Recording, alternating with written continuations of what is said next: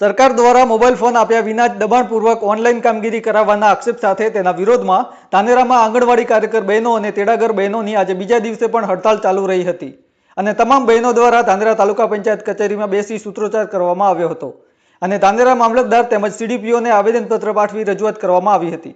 સરકાર દ્વારા ઓનલાઈન કામગીરી કરાવવાની પદ્ધતિ અને આંગણવાડી બહેનોની માંગણીઓ વચ્ચે સર્જાયેલી હડતાલથી અત્યારે નાના બાળકોનું શિક્ષણ કાર્ય બગડી રહ્યું છે। કાલના આંદોલન હડતાલ પર છીએ, પણ અમારે ખરેખર આવીથી એવીથી મોબાઈલથી એટલો અમે ત્રાસ સહેલો કરીને છે એટલે અમે હડતાલ પર આવ્યા છીએ। પગાર અમારો કોર્ટનો જે ચુકાદો છે એ અમલમાં આવે અને બહેનોને જેટલું કામ એટલું વેતન મળે એની પડતર માંગણીઓ છીએ।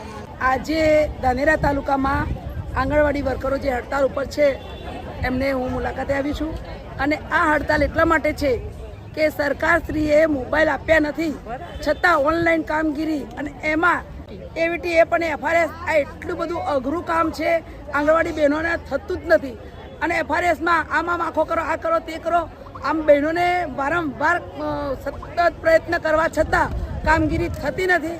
તો ઉપર લેવલે પણ સમજવું જોઈએ કે કામગીરી ના થતી હોય તો કેવી રીતે કરવી અને આંગણવાડીની બહેનોનું માનદ વેતન છે તો સામે માનદ સેવા હોવી જોઈએ।